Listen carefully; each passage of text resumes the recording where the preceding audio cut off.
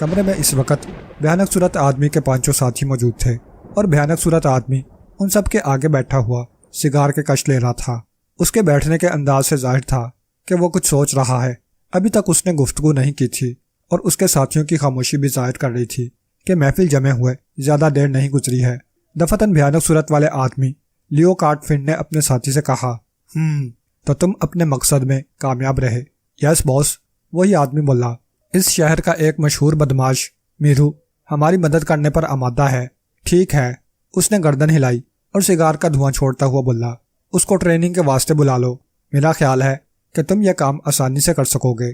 یس باس، وہی آدمی بولا تھا۔ بس اب تم جا سکتے ہو، اور ہاں، اس کام میں دیر نہیں ہونی چاہیے۔ اگر ہو سکے تو اس کے ساتھیوں کو بھی لانا۔ ٹھیک ہے، ایسا ہی ہوگا۔ سوشیلا، مجھے امید ہے کہ تم بھی کامیاب رہی ہوگی۔ یس باس، میں پرنس کو شیشہ میں اتارنے میں کامیاب رہی تھی، مگر کیا؟ جلدی کہو۔ باس، میرے خیال میں وہ محتاط ہو گیا ہے۔ اس کا ایک ساتھی نمبر 3 کا تعاقب کرتا ہوا اس بنگلے تک آ پہنچا جو ہم لوگ استعمال کر رہے تھے۔ سوشیلا، میں حماقتیں پسند نہیں کرتا۔ یہ بتاؤ کہ تم ناکام نہیں رہی ہو؟ نہیں باس، اس مرتبہ سوشیلا کی نگرانی کرنے والا بولا، ہم لوگ اس پرنس کی تصویریں حاصل کرنے میں کامیاب رہے ہیں۔ یہ کہہ کر اس نے باس کی طرف فلم ریل کھسکا دی۔ باس نے ریل کو دیکھا اور مسکراتا ہوا بولا، گڈ، بہت اچھے جا رہے ہو۔ اب بتاؤ تم کیا کہہ رہی تھیں؟ سوشیلا نے تمام واقعات دہرانے شروع کیے۔ کوئی بات نہیں، باس کی آواز آئی، اب اس کی ضرورت نہیں رہی۔ میں سمجھتا ہوں کہ یہ چیز زیادہ نقصان دہ نہیں ہے۔ سوشیلا اور اس کے دونوں ساتھیوں کے چہرے پر اطمینان کی جھلک نظر آئی۔ غالباً وہ سوچ رہے ہوں گے کہ باس ان لوگوں کو اس غلطی کی سزا دے گا، مگر ایسا نہیں ہوا تھا۔ باس اب پھر خلا میں گھرتا ہوا سگار کا دھواں چھوڑا تھا۔ اس کے اس انداز سے پتہ چلانا مشکل تھا کہ اس کا آئندہ اقدام کیا ہوگا۔ اس کے کسی ساتھی میں اتنی ہمت کہاں تھی کہ باس سے اس بارے میں دریافت کر سکتا۔ وہ چند لمحے اسی انداز میں سوچتا رہا، پھر بولا، رانا سجاد سے واقف ہو؟ تخاطب لڑکی سے تھا۔ نہیں باس، لڑکی بولی۔ باس نے کوٹ کی جیب میں ہاتھ ڈالا اور اس میں سے ایک تصویر نکالی۔ اب وہ تصویر سوشیلا کی طرف بڑھاتا ہوا بولا، یہ شخص رانا سجاد ہے، کافی عیاش آدمی ہے۔ میرے خیال میں یہ شخص ہمارے کام کا آدمی ثابت ہو سکتا ہے۔ ٹھیک ہے باس، سوشیلا نے تصویر کو گھورتے ہوئے کہا، تم اس سے بھی ملاقات کرو گی، مگر اب تم اس سے پورشیا والی شخصیت میں نہیں ملو گی، بلکہ کوئی اینگلو انڈین نام پسند کر لینا۔ تمہارا رنگ مقامی لوگوں سے کافی مطابقت رکھتا ہے۔ آل رائٹ باس، سوشیلا نے جلدی سے کہا، اب تم لوگ جا سکتے ہو۔ باس نے سگار کا آخری کش لے کر دھواں چھوڑتے ہوئے کہا۔ پانچوں اٹھ کر جانے لگے، مگر وہ کرسی پر بیٹھا رہا۔ وہ اب بھی کچھ سوچ رہا تھا۔ فیاض صبح ہی سے بہت بوکھلایا ہوا تھا۔ شہر کے سب سے خوبصورت علاقے آسکر سٹریٹ میں ایک لاش ملی تھی، مگر یہ کوئی خاص بات نہیں تھی۔ اگر معاملہ صرف لاش کا ہی ہوتا تو علاقے کا انچارج اس کو سنبھال لیتا، مگر لاش کی کمر پر کوڑے کے نیلے نیلے نشانات یہ ثابت کر رہے تھے کہ اس کو چابک سے بہت بے رحمی کے ساتھ مارا گیا ہے، اور اس کے علاوہ مقتول کے جبڑے پر الو کا نشان تھا۔ وہ صبح سے کئی مرتبہ عمران کو رنگ کر چکا تھا، مگر عمران اس کو نہیں ملا تھا۔ عمران کے یہاں آنے سے قبل وہ لاش کو اٹھوا کر ہسپتال پہنچا چکا تھا، اور اب عمران کے فلیٹ کی طرف اس کا رخ تھا۔ اس نے دروازے پر گھنٹی بجانے کی کوشش بھی نہیں کی تھی، کیونکہ اسے امید تھی کہ عمران گھر پر موجود نہیں ہوگا۔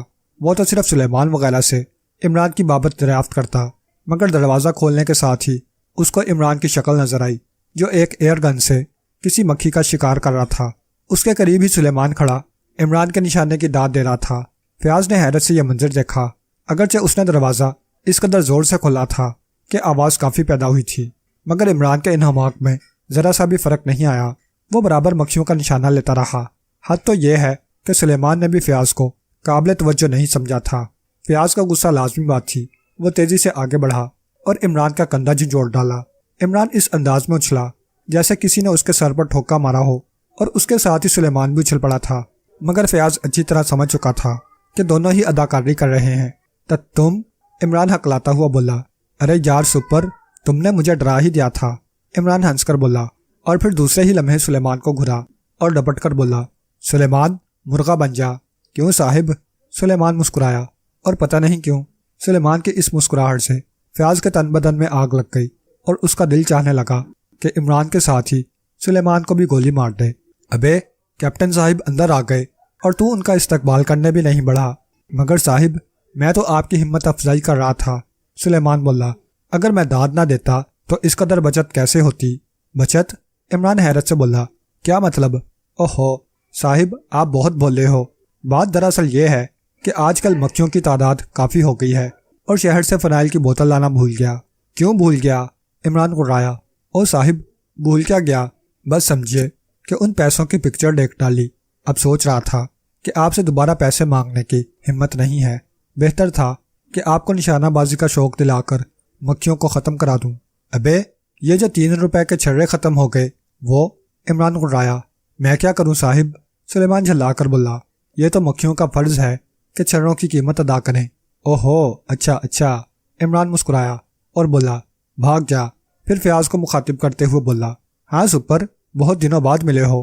فیاض جو سلیمان کی تقریر سے بری طرح بور ہو رہا تھا جھلا کر بولا، عمران تم نے نوکروں کو بہت سر چڑھا لیا ہے، یہ ٹھیک نہیں ہے۔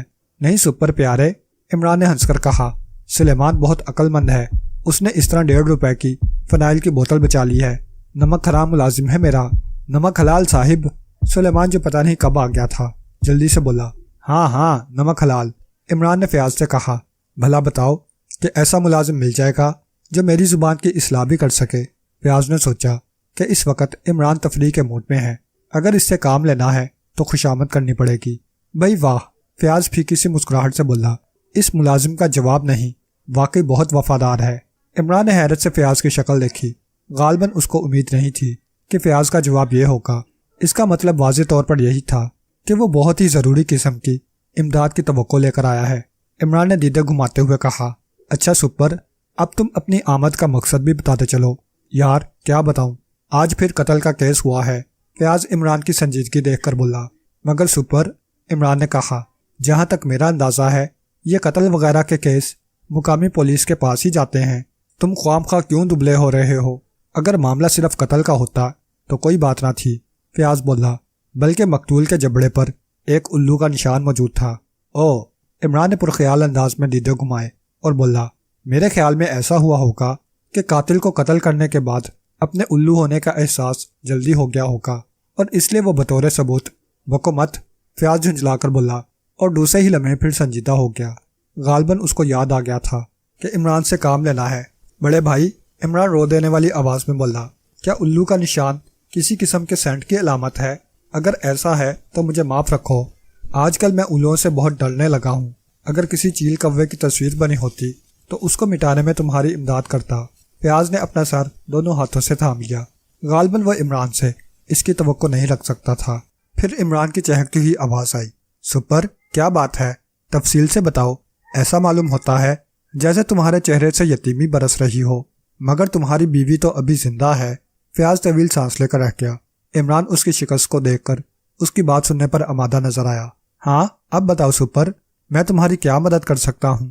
فیاض نے جلدی سے گردن اٹھائی اور اس نے دیکھا کہ عمران کے چہرے پر گہری سنجیدگی تھی۔ ایسا معلوم ہوتا تھا جیسے اس سے زیادہ سنجیدہ آدمی دنیا بھر میں نہ ہو۔ فیاض نے سٹارٹ لے کر کہنا شروع کیا، عمران، بات دراصل یہ ہے کہ لاش پر ایک الو کی تصویر گدی ہوئی ہے اور اسی چیز نے اعلیٰ حکام تک کو ہلا کر رکھ دیا ہے۔ مقتول کے بارے میں کچھ معلوم ہوا؟ او ہاں، فیاض جلدی سے چونک کر بولا، وہ شہر کا ایک گنڈا ہے، پولیس نے کبھی اس کو اچھی نظروں سے نہیں دیکھا۔ عمران سوچتا رہا، غالباً یہ بات اس کے دماغ میں نہیں آئی تھی کہ لاش پر الو کا نشان کس طرح بنایا ہوگا اور یہ مرنے سے قبل کا واقعہ ہوگا یا اس کی موت کے بعد کا۔ میں چلوں موقع واردات پر؟ عمران بولا، ضرور۔ فیاض اس انداز میں بولا جیسے وہ اسی توقع پر عمران کے پاس آیا ہو۔ بہتر ہے تم 10 منٹ رکو، میں ذرا لباس تبدیل کر کے آتا ہوں۔ فیاض نے اقرار میں گردن ہلائی اور جیب میں سگریٹ کا پیکٹ تلاش کرنے لگا۔ عمران 10 منٹ سے قبل ہی واپس آ گیا تھا۔ فیاض نے سگریٹ کا ٹوٹا پھینکا اور عمران کو اپنی موٹر سائیکل کی طرف بڑھنے کا اشارہ کرنے لگا۔ عمران اور فیاض ذرا سی ہی دیر بعد ہسپتال پہنچ گئے تھے۔ اب عمران پوری سنجیدگی سے لاش کو دیکھ رہا تھا۔ کافی دیر تک اس نشان کو دیکھتا رہا مگر مقتول کے جبڑے پر الو کا مطلب نہیں سمجھ سکا تھا۔ فیاض عمران کو اس انداز میں دیکھ رہا تھا جیسے وہ عمران سے کامیابی کی خبر سننے کا متمنی ہو۔ عمران نے تھوڑی دیر بعد انکار میں گردن ہلاتے ہوئے کہا، یہ میری نظروں میں غیر معمولی ہے اور ابھی تک اسے سمجھ نہیں سکا۔ میں حکام بالا کو کیا جواب دوں گا؟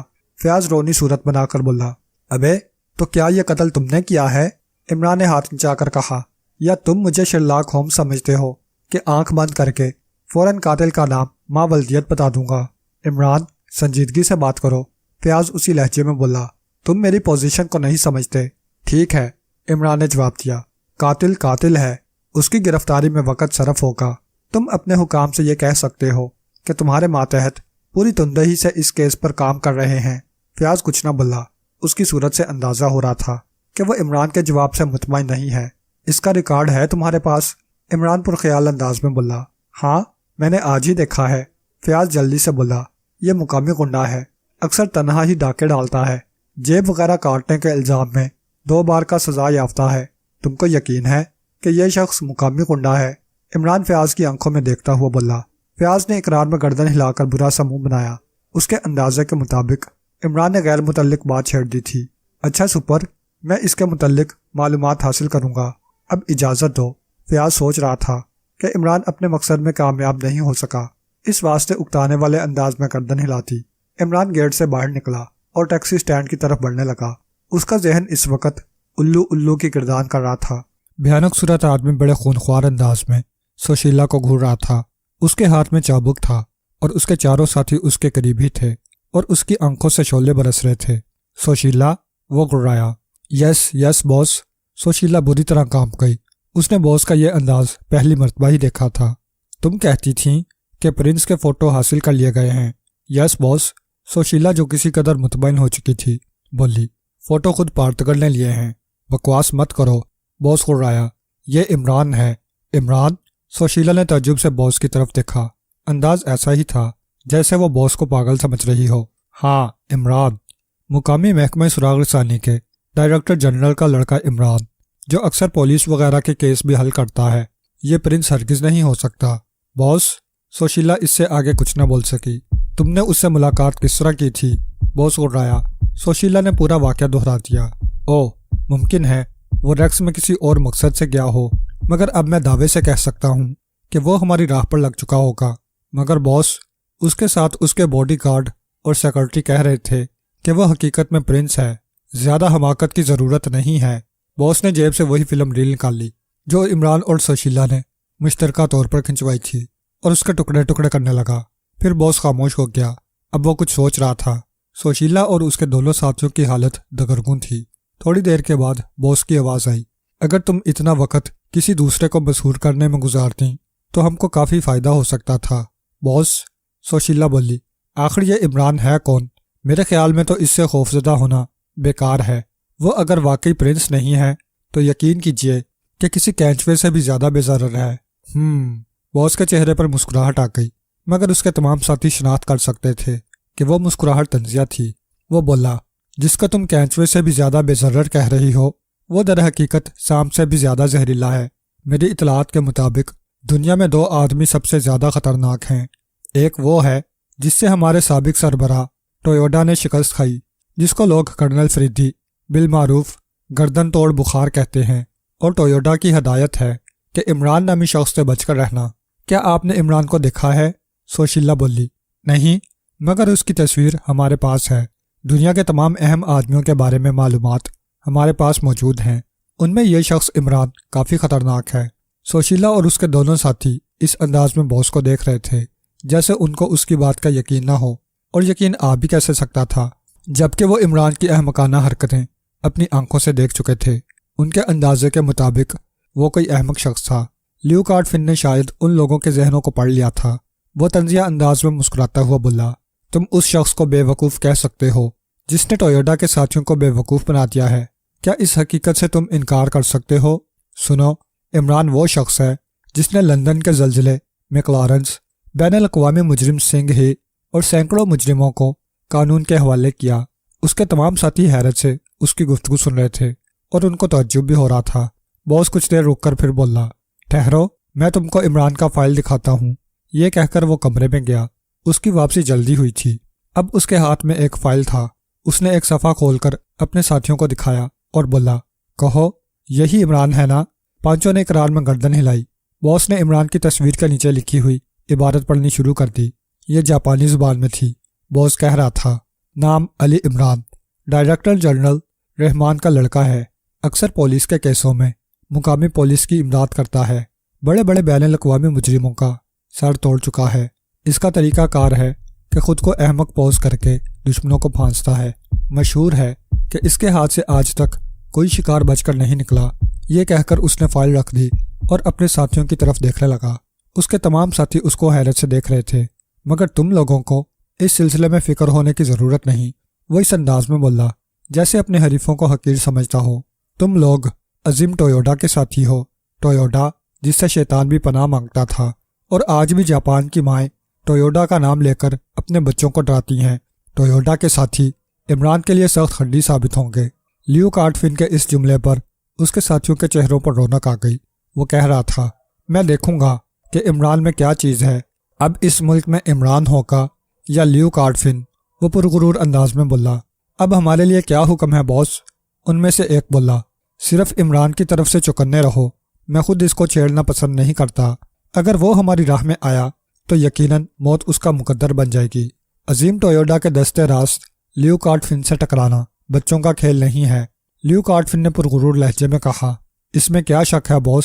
اس کے ساتھیوں میں سے ایک نے خوش آمدانہ انداز میں کہا، بس تم لوگ اپنی اپنی جگہ مستعد رہو اور محتاط رہ کر کام کرو، میں جلد ہی یہاں کا کام ختم کرنا چاہتا ہوں۔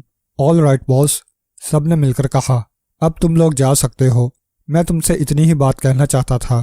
یہ کہہ کر لیو کارٹفن تیزی سے باہر نکل گیا۔ اب اس کے ساتھی باہر نکل رہے تھے۔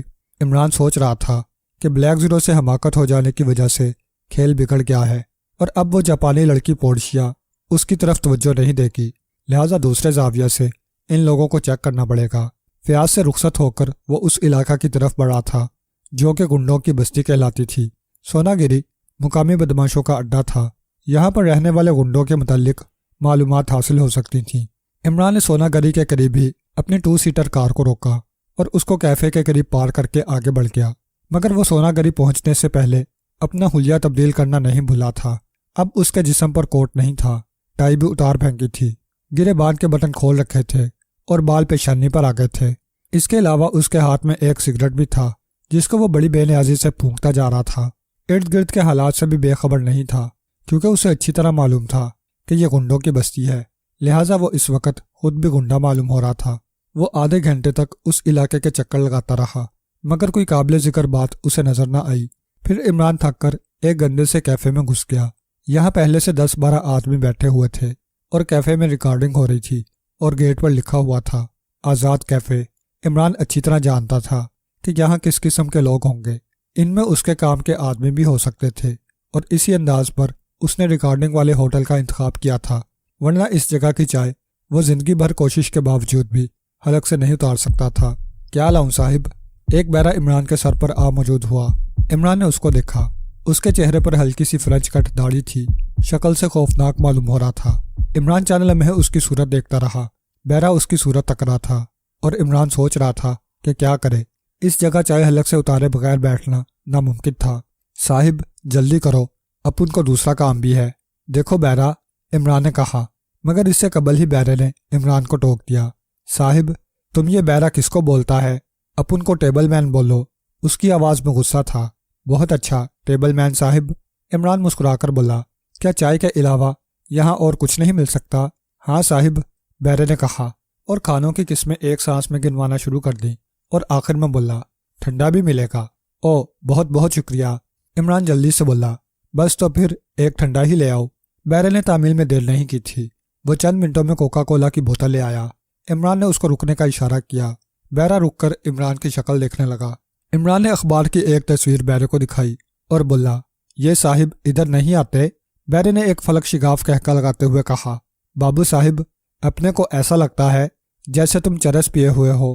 صاحب اس آدمی کو تو قتل کر دیا گیا ہے، اب یہ ادھر کیسے آئے گا؟ عمران نے بیرے کی عقل مندی پر طویل سانس لی۔ یہ حقیقت تھی کہ یہ تصویر اس آدمی کی تھی جس کے کلے پر الو کا نشان تھا۔ بہت اچھا آدمی تھا، عمران بولا۔ ایک مرتبہ اس نے مجھے 5 روپے قرض دیے تھے۔ ہاں صاحب، بیرے نے کہا۔ کالو دادا بہت اچھا آدمی تھا، وہ غریب لوگوں کی بہت مدد کرتا، ہمارے کو اس کی موت کا بہت افسوس ہے۔ اس کا گھر کدھر ہے؟ میں اس کی رقم واپس کروں گا، عمران بولا۔ ارے سیٹھ میں والی لوگوں کا کوئی گھر ہوتا ہے؟ بیرا بڑی دانشوری سے بولا۔ ادھر ہی سوتا تھا۔ اچھا اچھا، عمران نے کہا۔ وہ ابھی اس سے کچھ اور کہنا ہی چاہتا تھا کہ بری طرح چونک پڑا۔ ہوٹل میں 2 آدمی گفتگو کرتے ہوئے داخل ہو رہے تھے۔ ان میں ایک مقامی تھا اور دوسرا شکل و صورت سے غیر ملکی معلوم دے رہا تھا، اور عمران کے اندازے کے مطابق وہ چینی یا جاپانی ہو سکتا تھا۔ عمران نے بے چینی سے پہلو بدلا۔ وہ ان دونوں کے بارے میں مشکوک ہو گیا تھا اور سوچ رہا تھا کہ یہ لوگ ادھر کیوں آئے ہیں۔ کتنے پیسے ہوئے؟ عمران نے بیرے سے پوچھا۔ 85 پیسے صاحب، بیرے نے بتایا۔ عمران نے جلدی سے 1 روپے کا نوٹ نکالا اور اس کی طرف بڑھا کر تیزی سے اٹھ کھڑا ہوا۔ باہر جاتے ہوئے اس کا ذہن بڑی تیزی سے سوچ رہا تھا۔ اب مقتول کے چہرے پر الو کا نشان خود اس کے ذہن میں سوالیہ نشان بن گیا تھا۔ وہ آگے بڑھتا ہی رہا، پھر کسی خیال کے تحت چونک پڑا۔ کہیں وہ الو کا نشان لیو کارٹ فن سے متعلق تو نہیں ہے؟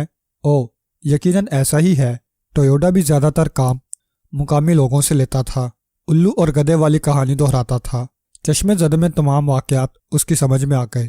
اب اس کو کسی ٹیلی فون بوتھ کی تلاش تھی، مگر اس کو یقین تھا کہ یہاں فون کرنے کے لیے کوئی جگہ آسانی سے نہ مل سکے گی، کیونکہ یہ علاقہ زیادہ ترقی یافتہ نہیں تھا۔ دفتن اس کو ایک ڈاکٹر کی دکان نظر آئی۔ عمران بے دھڑک اندر داخل ہو گیا۔ تاخیر کھیل بگاڑ سکتی تھی۔ اندر صرف ایک کمپاؤنڈر موجود تھا۔ عمران نے پوچھا، ڈاکٹر کدھر ہے؟ ان کی آمد کا وقت نہیں ہوا، اس نے جواب دیا۔ پھر عمران کا ہاتھ جیب میں گیا اور ایک نوٹ وہ کمپاؤنڈر کی طرف بڑھاتا ہوا بولا، مجھے فون کرنا ہے۔ نوٹ پکڑنے کے بعد کمپاؤنڈر انکار کی جرت نہ کر سکا۔ عمران تیزی سے ڈائل کو مارا تھا۔ ہیلو، صفدر، میں بول رہا ہوں، عمران X2 کی مخصوص آواز میں بولا۔ سونا گری کے آزاد کیفے میں عمران تمہارا منتظر ہے، 10 منٹ میں پہنچو۔ لباس تبدیل کرنے کی ضرورت نہیں ہے۔ بہت اچھا جناب، صفدر کی آواز آئی۔ صفدر کا جواب سنتے ہی عمران نے ریسیور کریڈل پر رکھا اور تیزی کے ساتھ باہر نکل گیا۔ لیو کارٹ فن کا ساتھی تو سونا گری میں داخل ہو رہا تھا۔ آج پھر وہ استاد میرو سے ملنا چاہتا تھا۔ اتفاق سے میرو راستے ہی میں اس کو مل گیا۔ دونوں گفتگو کرتے ہوئے چلنے لگے۔ پھر وہ میرو کے ہمراہ اس علاقہ کے آزاد کیفے میں داخل ہوا۔ دونوں نے کوکا کولا کی بوتلیں منگوائیں اور چسکیوں کے ساتھ ساتھ گفتگو کرنے لگے۔ ہاں بے میرو، تو کہہ رہا تھا، آج میں تم سے کام لوں گا، تم میرے ہمراہ چلو گے۔ دوست، اگر تم میرو سے جہنم میں بھی چھلانگ مارنے کو کہو گے تو میرو انکار نہیں کرے گا۔ میرو کی آواز میں دبا دبا سا جوش تھا۔ مجھے تم سے یہی امید تھی، تو بولا۔ دونوں خوشگپیوں میں مشغول ہو گئے۔ کوئی آدھے گھنٹے تک بات کرتے رہنے کے بعد تو نے اپنی گھڑی دیکھتے ہوئے کہا، اچھا میرو، میں چلتا ہوں، تم آج شام کو آ رہے ہو؟ ہاں، میرو بولا۔ تم فکر نہ کرو، میرو وعدہ یاد رکھتا ہے۔ ابھی تو اپنی جگہ سے اٹھا بھی نہ تھا کہ ایک خوبصورت سا نوجوان ان کے برابر آ کر بیٹھ گیا۔ تو اس کو دیکھ کر بری طرح چونکا تھا۔ وہ اس آدمی کی تصویر کو گزشتہ روز باس کے پاس دیکھ چکا تھا اور اس کے متعلق تفصیلات بھی معلوم ہو گئی تھیں۔ کیا مطلب؟ میرو اس کو دیکھ کر غرایا۔ مطلب؟ آنے والا بری طرح ہکلایا۔ بڑے بھائی، میں تو ان سے ملنا چاہتا ہوں۔ اس نے تو کی طرف اشارہ کیا۔ کون ہو تم؟ تو غرایا۔ ارے، آنے والا گھبرا کر بولا، ارے خدا بخش، تم مجھے نہیں جانتے، میں ہوں اللہ بخش۔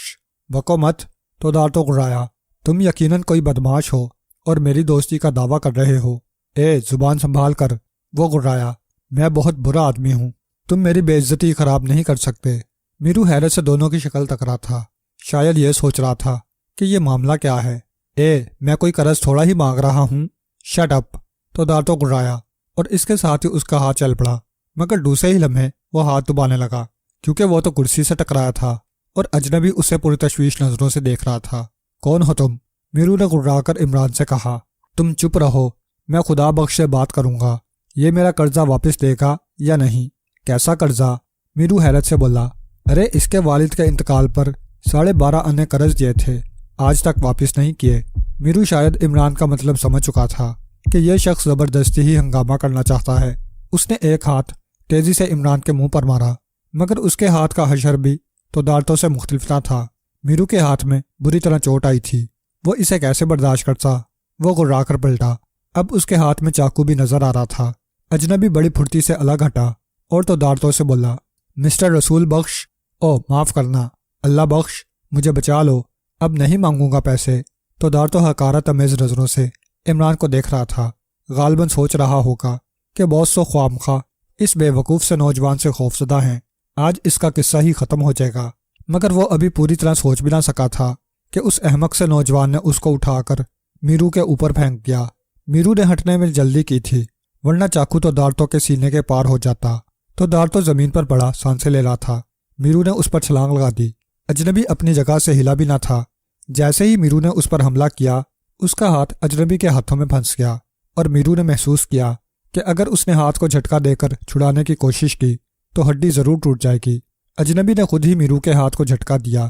میرو دور جا گرا۔ اس کے ساتھ ہی چاقو بھی مختلف سمت میں گرا تھا۔ اس سے قبل کہ میرو اٹھ کر اجنبی پر حملہ کرتا، ہوٹل میں موجود دوسرا نوجوان بھی اٹھا۔ اس کے جسم پر ایک پتلون تھی جس کے پائنچے اوپر اٹھے ہوئے تھے اور ایک بنیان تھی۔ اس نے احمق اجنبی پر چھلانگ لگا دی۔ احمق اجنبی نے سنبھلنے کی کوشش کی، مگر بنیان والا نوجوان بری طرح اس کے سر پر سوار ہو گیا تھا۔ اس نے چشم زدن میں احمق اجنبی کو اٹھا کر پھینک دیا۔ احمق اجنبی سنبھلنے کی کوشش کر رہا تھا، مگر بنیان والا نوجوان اس سے زیادہ طاقتور معلوم ہو رہا تھا، مگر پھر بھی بنیان والے کو اس احمق اجنبی نے پھینک دیا۔ دونوں الگ الگ ہو کر خونخوار انداز میں ایک دوسرے کو گھور رہے تھے۔ احمق سرد آواز میں بولا، جوان، تم اس جھگڑے میں ٹانگ نہ اڑاؤ، میری تم سے کوئی لڑائی نہیں ہے، بکواس مت کرو۔ بنیان والا غرایا، تم نے استاد کی بے عزتی کی ہے، میں تم کو غرق کر دوں گا۔ یہ کہہ کر اس نے پھر احمق اجنبی پر چھلانگ ماری اور چند جچے تلے گھونسوں میں احمق اجنبی کو ڈھیر کر دیا۔ اب وہ فاتحانہ انداز میں میرو کی طرف بڑھا تھا۔ میرو نے اس کو تحسین آمیز نظروں سے دیکھا۔ اسی عرصہ میں احمق اجنبی نے موقع غنیمت جانا اور اٹھ کر تیزی سے بھاگ کھڑا ہوا۔ اس انداز پر تینوں نے کہکے لگائے اور اس واقعہ پر تذکرہ ہونے لگا۔ جوان، تم کون ہو؟ میرو بولا، ارے استاد، تم مجھے نہیں جانتے، میں اچن ہوں، اڈے پر جوا کھلاتا ہوں۔ او اچھا اچھا۔ تو دارتو بڑی تحسین آمیز انداز میں اچن کو دیکھ رہا تھا۔ اس کی نظر میں پسندیدگی کا عنصر شامل تھا۔ پھر تو دارتو تو چل دیا اور میرو اچن کے ہمراہ گلے میں باہیں ڈالے دوسری طرف نکل گیا۔ بنیان والا، جو کہ صفدر کے علاوہ اور کوئی نہیں ہو سکتا تھا، میرو کے گلے میں باہیں ڈالے اور بائیں ہاتھ سے سگریٹ پکڑے بڑی بے تکلفی سے چل رہا تھا۔ میرو شروع ہی سے اس سے متاثر تھا۔ یار اچھن، میرو کی آواز آئی، اڈے پر تم نے کبھی اتنی دلیری نہیں دکھائی، کچھ کام وغیرہ بھی جانتے ہو؟ ہو۔ صفدر نے بڑے بے ڈھنگے انداز میں کہکا لگایا، سردار، میں تمہاری عزت کرتا ہوں، اگر وہ تم سے کمزور پڑتا تو شاید میں اب بھی خود کو لڑنے کے واسطے تیار نہیں کرتا۔ رہا کام کے متعلق تو استاد، تم سے کیا چھپانا، اللہ دو انگلیوں کو سلامت رکھے، دولت ہی دولت ہے، اس کے علاوہ تالا توڑنے میں بھی مہارت رکھتا ہوں۔ خوب۔ میرو اس کو تحسین آمیز نظروں سے دیکھنے لگا۔ صفدر جو اتنی آسانی سے جھوٹ بول رہا تھا وہ عمران کی محنت تھی۔ عمران میرو سے واقف تھا۔ میرو کئی مرتبہ منشیات کے کیس میں سزا یافتہ تھا۔ عمران کو علم تھا کہ اس کا جوئے کا اڈا ہے۔ یہ دوسری بات ہے کہ میرو عمران کو نہ جانتا ہو۔ عمران نے صفدر کو فون کر کے بلانے کے بعد آنے والے واقعات کے بارے میں تفصیل سے بتا دیا تھا، اور پھر اس کے بعد عمران تو دارتوں سے الجھا تھا۔ اس عرصے میں صفدر اپنی قمیض علیحدہ کر چکا تھا اور پتلون کے پائنچے بھی چڑھا لیے تھے۔ مطلب صرف یہی تھا کہ میرو صفدر کے بارے میں مشکوک نہ رہے۔ عمران اپنے مقصد میں پورے طور پر کامیاب ہو گیا تھا۔ صفدر میرو کے ہمراہ اپنے جوئے خانے پر آیا اور دونوں بہت دیر تک گفتگو کرتے رہے۔ خود صفدر بھی جانا نہیں چاہتا تھا۔ عمران نے اس کو بتا دیا تھا کہ جتنا وقت میرو کے ساتھ گزار سکو اچھا ہے۔ صفدر شام تک فلاش کھیلتا رہا۔ شام کو وہی جاپانی آدمی تو دارتو پھر آیا تھا۔ اس نے صفدر کو دیکھ کر حیرت کا اظہار نہ کیا۔ صفدر وہیں بیٹھا رہا۔ میرو اس جاپانی آدمی تو دارتو کے ہمراہ اندر چلا گیا۔ دونوں 20 منٹ تک اندر رہے۔ 20 منٹ کے بعد میرو نے صفدر کو بھی اندر بلا لیا۔ یہاں ان دونوں کے علاوہ اور کوئی نہ تھا۔ صفدر نے سوالیہ انداز میں میرو کی طرف دیکھا۔ ان سے ملو اچھن، یہ ہمارے دوست ہیں۔ میرو نے تو دارتو کی طرف اشارہ کیا۔ صفدر نے تو دارتو سے ہاتھ ملایا۔ اس نے بھی بڑے جوش سے جواب دیا، اچھن، یہ تمہارے بارے میں بات کرنا چاہتے ہیں۔ کیا مطلب؟ صفدر میرو کو دیکھتا ہوا بولا، مگر وہ سب سمجھ رہا تھا۔ مطلب یہ کہ تم ان کو اپنے فن کے بارے میں سمجھاؤ، میرو نے کہا۔ CID؟ صفدر جلدی سے کھڑا ہو گیا اور جیب میں ہاتھ ڈالا۔ او مسٹر اچھن، تم غلط سمجھے۔ اس مرتبہ تو دارتو بولا، میں فنکار کا قدردان ہوں، تم سے کام لوں گا اور بہترین معاوضہ پیش کروں گا۔ کس قسم کا کام؟ صفدر بولا، تم کیا جانتے ہو؟ تالے توڑ سکتا ہوں۔ صفدر اس کی آنکھوں میں دیکھتا ہوا بولا، دیگر چیزوں کے علاوہ گردن توڑنے میں بھی ماہر ہوں۔ بہت خوب، تم تو بہت کام کے آدمی ہو۔ وہ خوش ہو کر بولا، مگر میں کام کرنے سے پہلے کام کی نوعیت معلوم کروں گا، اس کے علاوہ نصف رقم ایڈوانس۔ ارے تم جیسے آدمیوں کو پوری رقم ایڈوانس دی جا سکتی ہے۔ اس نے جیب میں ہاتھ ڈال کر نوٹوں کی گڈیاں نکال لیں اور بولا، آج جس شخص سے تمہاری لڑائی ہوئی تھی اس سے واقف ہوگا کوئی بدماش، مگر اس کو ابھی ٹریننگ کی ضرورت ہے۔ صفدر برا سا منہ بنا کر بولا۔ خیر، تو دارتوں کی آواز آئی، یہ رقم رکھو، یہ صرف نذرانہ ہے، کام کی اجرت کام بتانے کے بعد ملے گی، اور ہاں اپنے گھر کا پتہ تو بتاؤ۔ کیا؟ صفدر اٹھ کھڑا ہوا اور غصے سے بولا، مسٹر تم اچھن سے بات کر رہے ہو؟ اچھن جس کو بڑے بڑے جیدار پولیس والے بھی ہاتھ نہیں لگا سکے، تم میرے مکان کا پتہ معلوم کرو گے تاکہ کل ہی پولیس کا چھاپا پڑے اور میں گرفتار کر لیا جاؤں؟ نہیں، میں احمق نہیں ہوں، میں اعلانیہ کہتا ہوں کہ میں قاتل ہوں، اگر کوئی گرفتار کر سکتا ہے تو کر جائے۔ ارے دوست، تم تو ناراض ہو گئے، تو دار تو خوش آمدانہ انداز میں بولا، میرا مطلب دوسرا تھا۔ خیر تم ادھر تو آتے ہی ہو، ضرورت کے وقت میں خود مل لوں گا۔ ہاں یہ ٹھیک ہے، صفدر بولا۔ اچھا تو مسٹر میرو، تو دار تو بولا، آپ میرا ہمراہ چل رہے ہیں؟ ہاں، میرو کی آواز آئی۔ اب مجھے اجازت دیجیے، صفدر بولا۔ خدا حافظ، دونوں نے کہا، اور صفدر تیزی سے باہر نکل گیا۔ دونوں ہی حیرت سے اس کو جاتے دیکھ رہے تھے۔ عمران صفدر کو لیو کارڈ فن کے ساتھی سے الجھانے کے بعد کافی مطمئن تھا۔ اس کو صفدر سے کامیابی کی امید تھی، اور حقیقت میں صفدر نے 2-1 گھونسے اس انداز میں مارے تھے کہ عمران کو غصہ ہی آ جاتا، مگر اس کے ترتیب دیے ہوئے پلاٹ کے مطابق یہ ضروری تھا۔ عمران صوفے پر لیٹا ہوا تھا اور گزرے ہوئے واقعات پر غور کر رہا تھا۔ اب اس کو اس لڑکی کے بارے میں تشویش تھی جو اپنے آپ کو پورشیا بن کر پوز کر چکی تھی، اور اب عمران سوچ رہا تھا کہ ابھی تک اس کو دھمکی آمیز خطوط نہیں ملے، آخر وہ دیر کیوں کر رہا تھا؟ بحیثیت پرنس اس کا سامان ابھی تک ریکس میں موجود تھا، وہ تحقیق کر رہا تھا۔ اس قسم کی بات ابھی تک نہیں ہوئی تھی، اور عمران اسی وجہ سے پریشان تھا۔ اس کے ذہن میں بھی یہ بات نہ تھی کہ وہ لوگ اسے نظر انداز کر چکے ہیں۔ عمران کے اندازے کے مطابق اب پورشیا اس سے ہرگز نہ ملتی، کیونکہ اس کا ترتیب دیا ہوا ڈرامہ پورا ہو چکا تھا۔ اس کے آگے اس کے ذہن نے سوچنے سے انکار کر دیا۔ پھر اس نے فون کے نمبر گھمانے شروع کیے۔ وہ جولیا کے نمبر ملا رہا تھا۔ تھوڑی دیر بعد جولیا کی آواز آئی۔ ہیلو، کون؟ X2۔ عمران اپنی مخصوص آواز میں بولا۔ یس سر۔ جولیانا، عمران کے ساتھ گزشتہ دنوں ایک لڑکی دیکھی جا رہی تھی، تم مجھ سے واقف ہو؟ یس سر، میں 1 مرتبہ اس کو دیکھ چکی ہوں۔ اچھا ٹھیک ہے، تم اس کو تلاش کرو گی، اس سلسلے میں تم کو ہوٹل گردی کرنی پڑے گی، مگر یہ ضروری ہے۔ بہت بہتر ہے جناب، جولیا کی آواز آئی۔ اور کچھ؟ بس تم اس پر نظر رکھو گی اور اس کی اطلاع مجھے فون پر دو گی۔ بہت اچھا جناب۔ عمران نے ریسیور رکھ دیا۔ اب وہ کچھ اور سوچنے لگا تھا۔ ذرا سی دیر کے بعد پھر X2 والے فون کی گھنٹی بجنے لگی۔ یس X2، عمران غراتی ہوئی مخصوص آواز میں بولا۔ میں صفدر ہوں سر۔ صفدر کی آواز آئی۔ Report please. سر، میں نے عمران صاحب کی ہدایات پر پوری طرح عمل کیا ہے۔ اب میرو مجھ پر اعتماد کرنے لگا ہے، اور اب سے کچھ دیر پہلے اس نے اس جاپانی آدمی سے میری ملاقات کرائی تھی۔ اور کچھ؟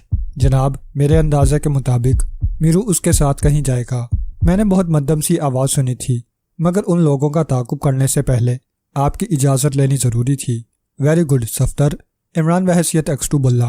میں تمہاری قدر کرتا ہوں کہ تم سمجھدار ہو۔ میرے خیال میں تم کو ان کا تعاقب کرنے کی ضرورت نہیں ہے، اس سے کھیل بگڑنے کا خطرہ ہے۔ جی ہاں جناب، میرا اندازہ ہے کہ وہ خود ہی مجھ کو اپنے ساتھ لے جائے گا۔ صفدر کی آواز آئی۔ ہاں تم ٹھیک سمجھے ہو، تم کسی 3rd کلاس ہوٹل میں اپنا قیام کر لو، یہ ضروری ہے۔ X2 نے صفدر کو تاکید کی۔ میں سمجھتا ہوں جناب، صفدر بولا۔ اور کچھ؟ بس اگر ضرورت محسوس ہو تو فون کر لینا، اسی عرصہ میں عمران تم کو ڈھونڈ نکالے گا، اس کی معرفت میں پیغام دوں گا۔ بہت بہتر جناب۔ عمران نے ریسیور رکھ دیا۔ میرو آج انہی لوگوں کے ہیڈ کوارٹر میں نظر آ رہا تھا جن کو وہ بہت پراسرار سمجھتا رہا تھا۔ وہ تو دارتوں کے ہمراہ ہی آیا تھا۔ اس سے قبل بھی کمرے میں 4 آدمی موجود تھے۔ میرو جیسے ہی کمرے میں داخل ہوا، 3 آدمی اٹھ کر چلے گئے، صرف ان میں سے ایک باقی رہا۔ میرو نے اس کا دایاں حصہ جلا ہوا صاف طور پر محسوس کر لیا تھا، اور اس سے کافی خوف محسوس کر رہا تھا۔ دفتن اس کو لانے والا بولا، میرو میں ابھی آتا ہوں۔ یہ کہہ کر وہ باہر نکل گیا۔ اسی دوران وہ بھیانک صورت آدمی کھڑا ہو چکا تھا۔ تھوڑی دیر بعد اس نے محسوس کیا کہ جیسے دروازہ باہر سے بند کیا جا چکا ہو۔ وہ بھیانک صورت آدمی اس کی طرف بڑھ رہا تھا۔ میرو جو اس سے پہلے ہی خوفزدہ تھا، اچھل کر کھڑا ہو گیا اور تیزی سے اپنی جیب میں ہاتھ ڈالا، مگر اس کی جیب سے چاقو شاید پہلے ہی غائب کیا جا چکا تھا۔ اب میرو کو خطرہ سر پر محسوس ہونے لگا۔ دفتن وہ بھیانک آدمی اس کے بالکل قریب آ کر بولا، کہو میں الو کا پٹھا ہوں۔ کیا؟ میرو بری طرح اچھل پڑا۔ اور اس کے ساتھ ہی بھیانک آدمی کے ہاتھ میں چابک نظر آیا جو کہ چشمے زدن میں گھما تھا۔ میرو نے بچنے کی پوری کوشش کی تھی۔ کہو میں الو ہوں، مجھے ایک گدی نے جنا تھا، میرا باپ الو ہے، شروع ہو جاؤ، جلدی کرو۔ یہ کہہ کر بھیانک آدمی نے چابک گھمانا شروع کر دیا۔ میرو 2-3 مرتبہ تو بچ گیا، مگر چوتھی مرتبہ اس کے جسم پر چابک پڑ ہی گیا اور وہ بری طرح بلبلا اٹھا۔ بھیانک آدمی وہی جملے دہرا رہا تھا۔ دفعتاً بوکھلا کر میرو نے وہی جملے دہرانے شروع کر دیے۔ میری ماں گدی تھی، مجھے الو نے جنا تھا اور میں الو کا پٹھا ہوں۔ نہیں، بھیانک آدمی غرایا، جملوں کی ترتیب درست رکھو۔ مجھے گدی نے جنا تھا، میرا باپ الو تھا اور میں الو کا پٹھا ہوں۔ میرو تیزی سے ان جملوں کو دہرانے لگا اور اس دوران وہ سوچ بھی رہا تھا کہ کہیں وہ پاگلوں میں تو نہیں پھنس گیا، لیکن اس کے باوجود اس کو 1 گھنٹے تک اپنے الو کا پٹھا ہونے کی تصدیق کرنی پڑی۔ 1 گھنٹے کے بعد بھیانک آدمی الگ ہٹ گیا۔ اس دوران میں میرو کے جسم پر چابک کے بے شمار نشانات پڑ گئے تھے۔ جب بھیانک آدمی الگ ہوا اسی وقت چاروں آدمی اندر داخل ہوئے۔ میرو ٹکر ٹکر ان کی صورت دیکھ رہا تھا۔ جیسے ہی تودارتو اس کے قریب آیا، میرو نے اس پر چھلانگ لگا دی اور اس کے منہ پر گھونسا رسید کرتے ہوئے بولا، تم سب الو کے پٹھے ہو اور تم کو کسی سور کے بچے نے جنا ہوگا، پاگل کے بچوں۔ پھر ایسا معلوم ہونے لگا جیسے میرو کو کسی قسم کا دورہ پڑ گیا ہو۔ اس نے ہی زیان بکنا شروع کر دیا تھا۔ ذرا سی دیر بعد وہ زمین پر ڈھیر ہو گیا۔ اب وہ بے ہوش ہو گیا تھا۔ بھیانک آدمی اور تودارتو دونوں اس کی طرف بڑھے اور نبض پر ہاتھ رکھتے ہوئے تودارتو بولا، معلوم ہوتا ہے کہ بے ہوش ہو گیا ہے۔ ہاں، بھیانک آدمی لیو کارٹ فن بولا، ابھی مشق کا پہلا سٹیج ہے، جلد ہی اس کا عادی ہو جائے گا۔ باقی تینوں آدمیوں نے مطمئن ہو جانے والے انداز میں ساری لا دیا۔ اس کو برابر والے کمرے میں لے جا کر بند کر دو، کافی کام کا آدمی معلوم ہوتا ہے۔ 2 آدمیوں نے اقرار میں گردن ہلائی اور میرو کو اٹھانے لگے۔ بھیانک آدمی کرسی پر بیٹھا ہوا مستقبل کا پروگرام بنا رہا تھا۔ اس کے ہاتھ پر موجود انگوٹھی پر الو کا نشان اندھیرے میں بھی چمک رہا تھا۔ جولیانا فٹز واٹر آج کل صبح سے شام تک ہر جگہ ہوٹلوں کے چکر کاٹ رہی تھی۔ اس کو اس لڑکی پورشیا کی تلاش تھی جو کہ عمران کے ساتھ دیکھی جا چکی تھی، مگر ریس کے علاوہ کئی بڑے بڑے ہوٹلوں میں بھی نہ ملی۔ مگر جولیا نا امید نہیں ہوئی تھی۔ اس کو یقین تھا کہ وہ ضرور ملے گی، اس لیے کہ X2 کو اس کی تلاش تھی اور X2 اس کو یہ بھی بتا چکا تھا کہ وہ لڑکی بلیک میلنگ کے بین الاقوامی گروہ کی رکن تھی۔ جولیا کو امید تھی کہ وہ یقیناً کسی نئے مرغے کی تلاش میں ہوگی، اس لیے اس کو دریافت کر لینا زیادہ مشکل نہیں، ورنہ 2 دن کے بعد وہ ضرور بوریت کا شکار ہو جاتی۔ لیکن ایسا نہیں ہوا۔ آج ہوٹل میناکو میں جولیا اس کو تلاش کرنے میں کامیاب ہو گئی تھی۔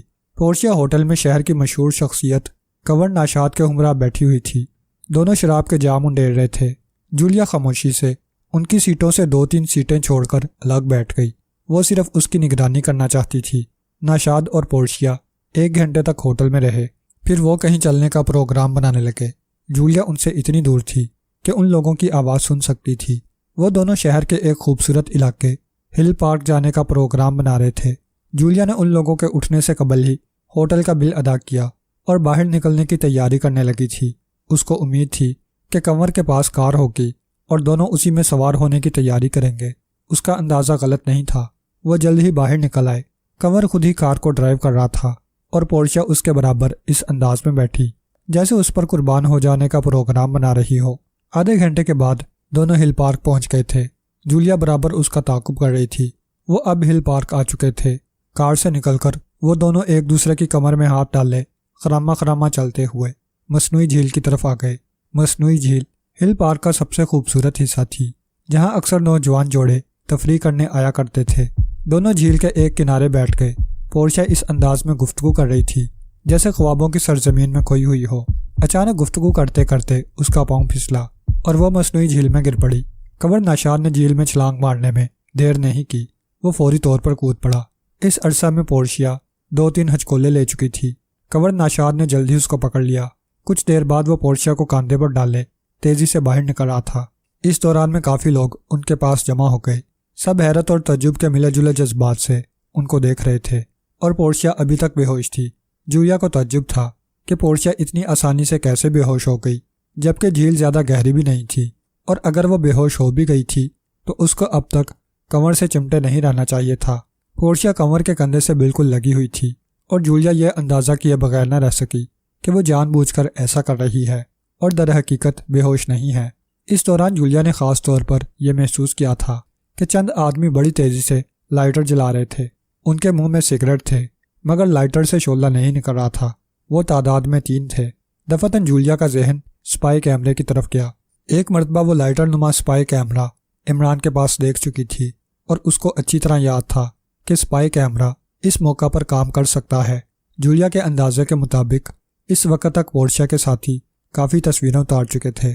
خود جولیا نے بھی اس وقت محسوس کیا تھا کہ بعض اوقات سچویشن ایسی ہوئی ہے کہ پورشیا اور ناشاد قابل اعتراض حالت میں محسوس ہو رہے تھے۔ کیا خود کنور نے بھی ان لوگوں کو ایسا موقع دیا ہے؟ جولیا سوچنے لگی، لیکن اس کے ذہن نے اس کا جواب نفی میں دیا تھا۔ یہ بہت مشکل تھا۔ کنور ناشاد ایک عیاش آدمی ضرور تھا مگر اس کے ساتھ ہی وہ احمق بھی تھا۔ یقیناً پورشیا کا گرنا ایک چال رہی ہوگی جس کے ذریعے کنور اور پورشیا کی تصویریں حاصل کی جا سکیں۔ چند منٹوں بعد سارا معاملہ اس کی سمجھ میں آ چکا تھا۔ اب X2 کو مطلع کرنا ضروری تھا۔ وہ تیزی سے مڑی کہ کہیں سے فون کر کے X2 کو مطلع کر دے، مگر اس سے قبل ہی پورشیا ہوش میں آ گئی تھی۔ وہ باری باری سب لوگوں کی طرف دیکھ رہی تھی۔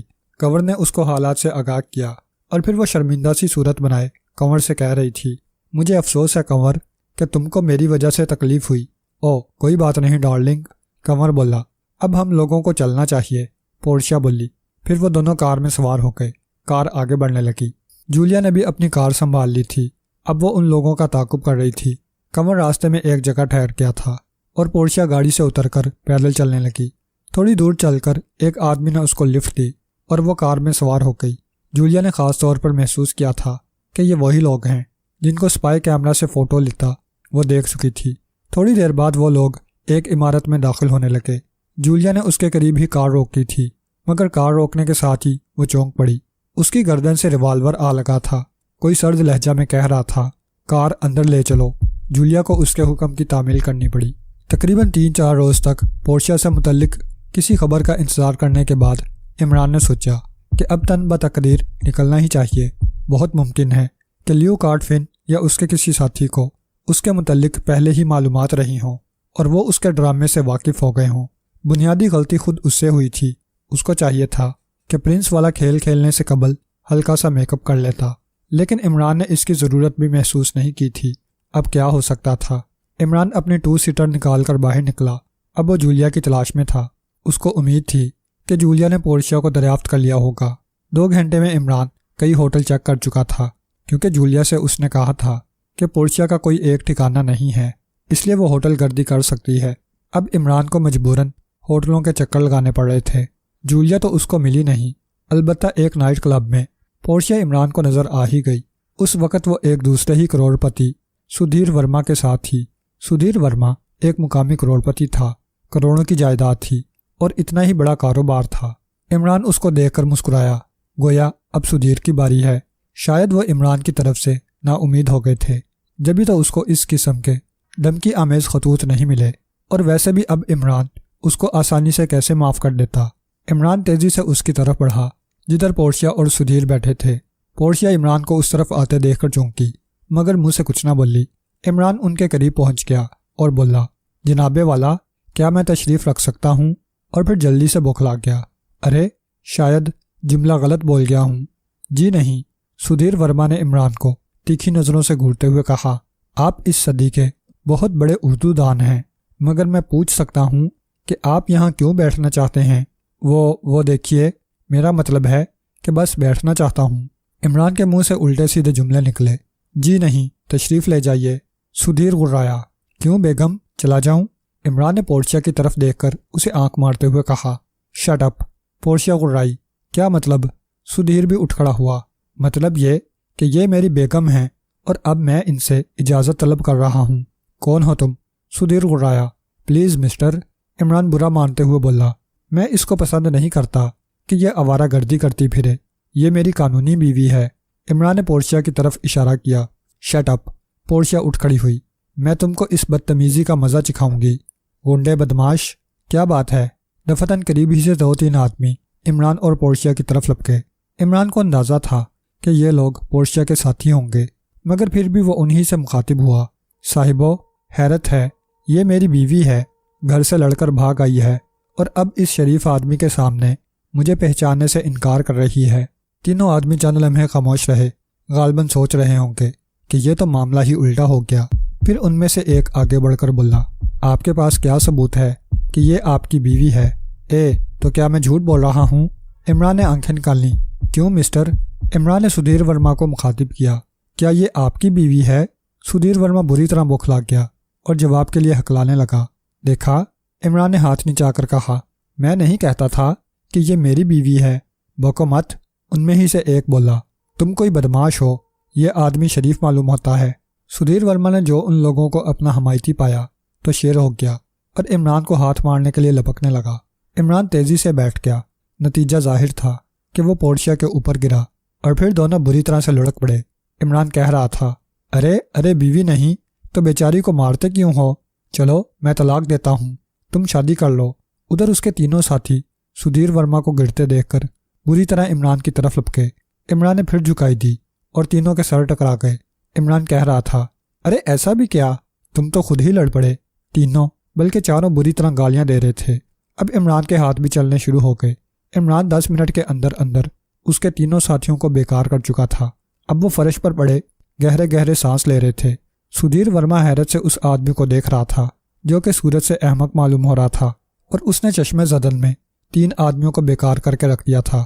اب عمران پورشیا سے بولا، پورشیا، اپنے باس سے کہنا یہ عمران کا ملک ہے، یہاں کسی کی دال گلنی مشکل ہے، شرافت سے واپس ہو جائے ورنہ اس کا حشر بھی ان مجرموں سے مختلف نہیں ہوگا جنہوں نے عمران کے ملک میں آ کر شکست کھائی اور ہمیشہ کے لیے مٹ گئے۔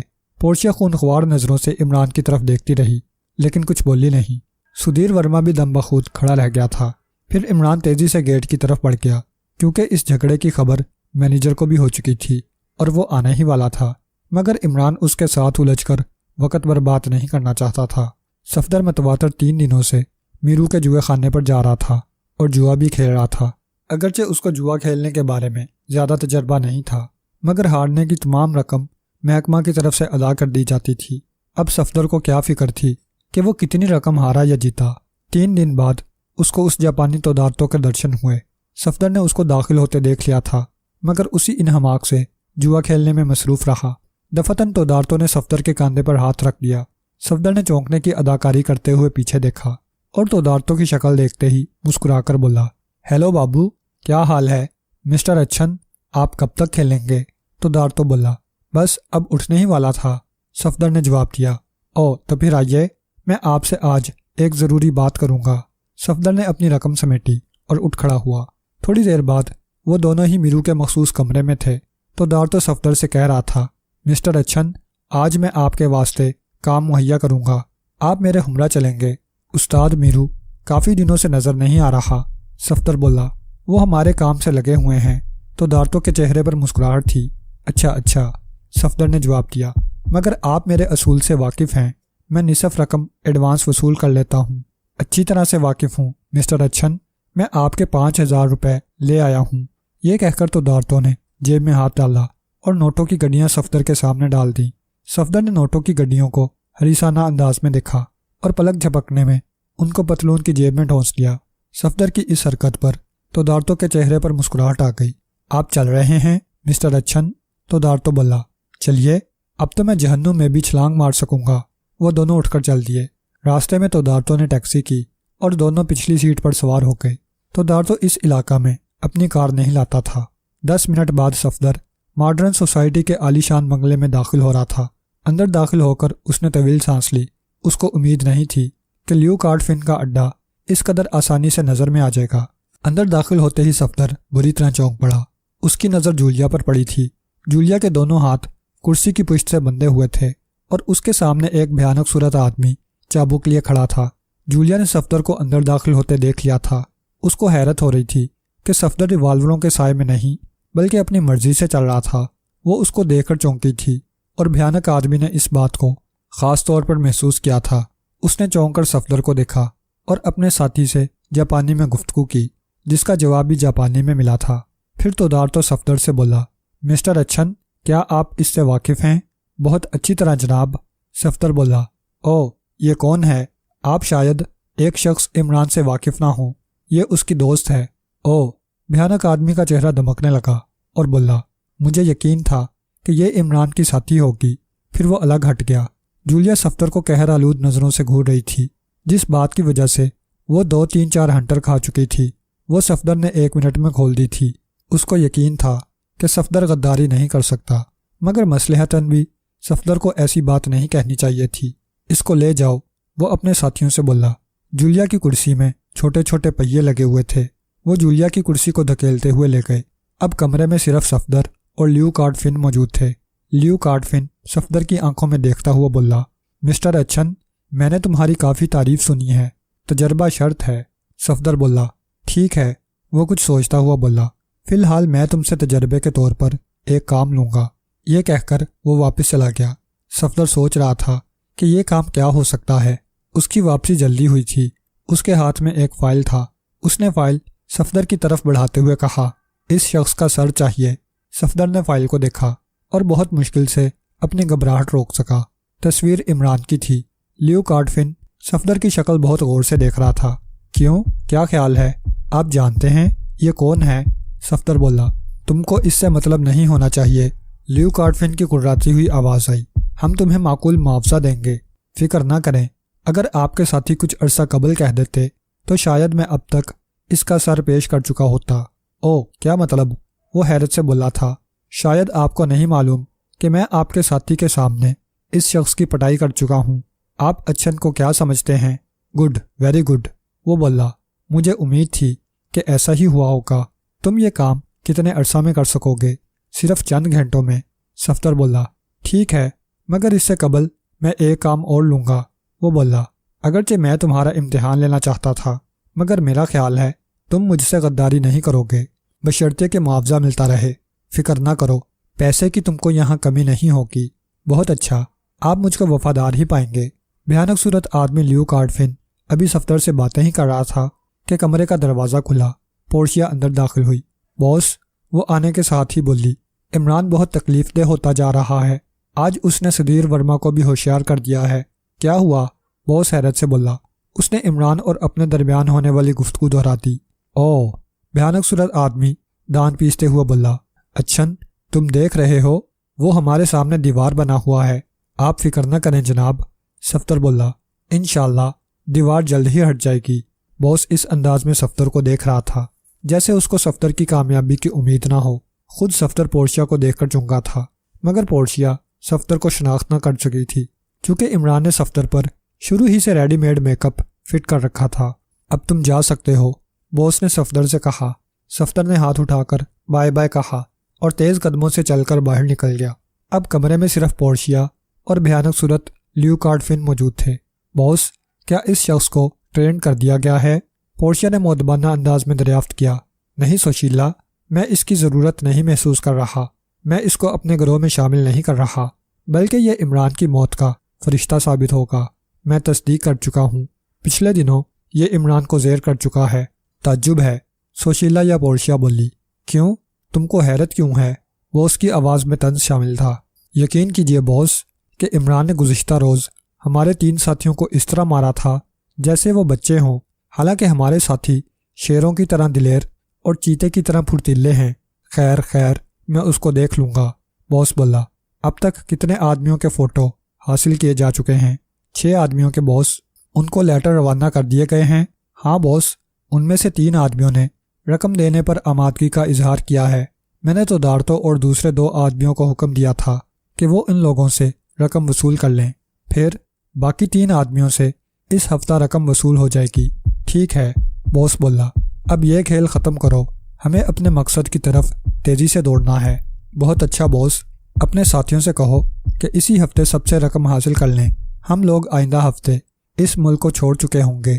آل رائٹ سر، اب تم جا سکتی ہو سوشیلا، باس نے کہا اور خود جولیا والے کمرے میں گھس گیا۔ پھر سوشیلا بھی دھیرے دھیرے چلتی ہوئی کمرے سے باہر نکل گئی۔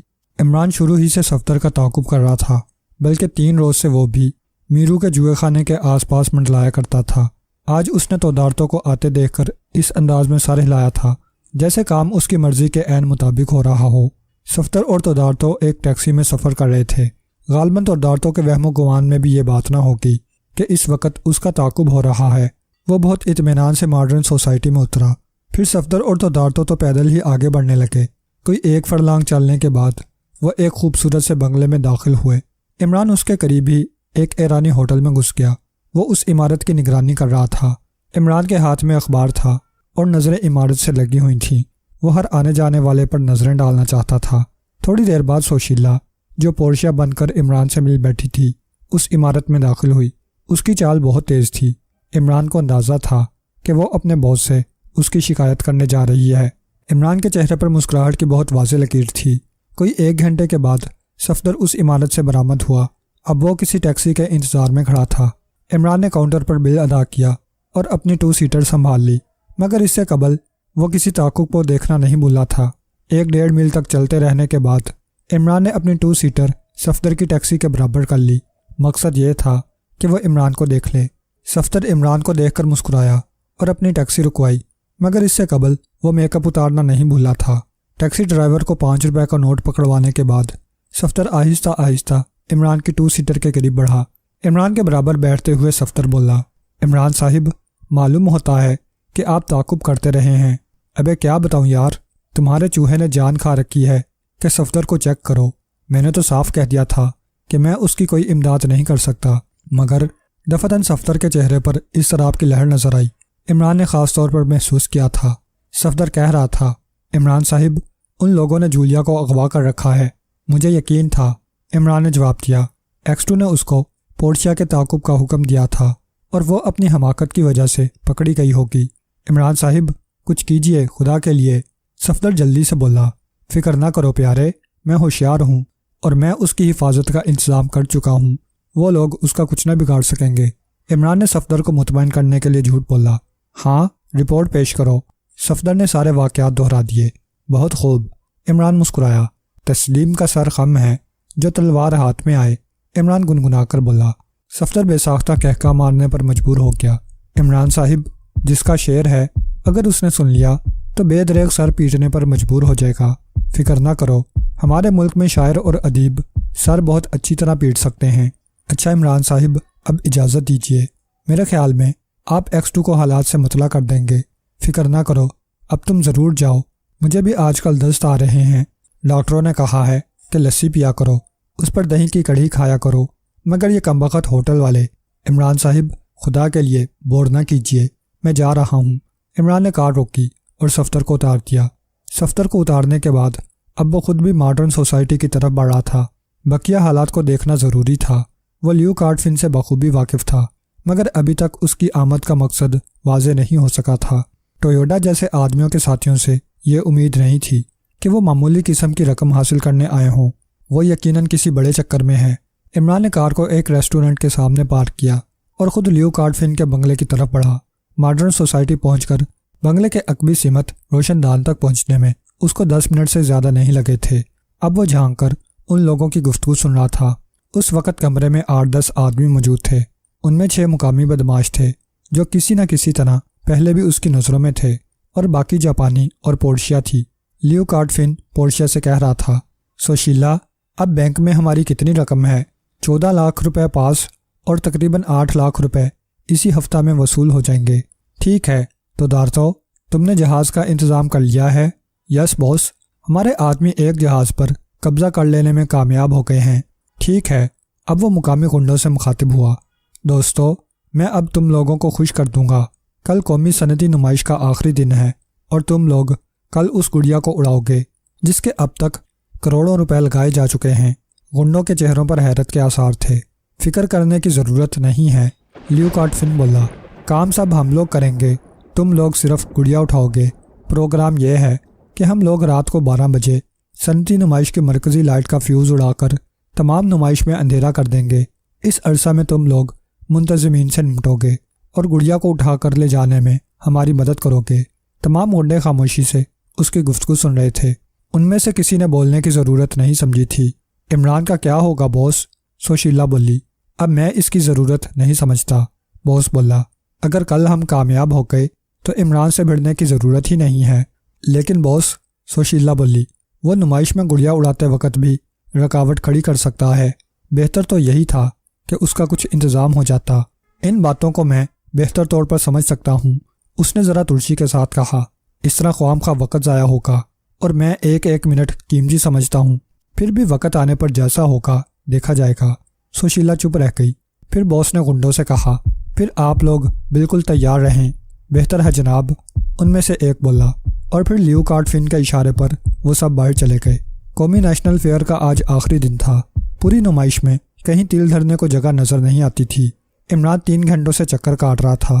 پھر وہ اس جگہ آ کر رک گیا جہاں وہ قیمتی گڑیا موجود تھی۔ عمران اس کو غور سے دیکھ رہا تھا۔ اس کے ارد گرد تاروں کا جال سا لگا ہوا تھا، غالباً حفاظتی تار تھے جو چوروں سے محفوظ رکھنے کے لیے لگائے گئے تھے۔ عمران نے مطمئن انداز میں سر ہلایا اور اس سٹال سے چل دیا۔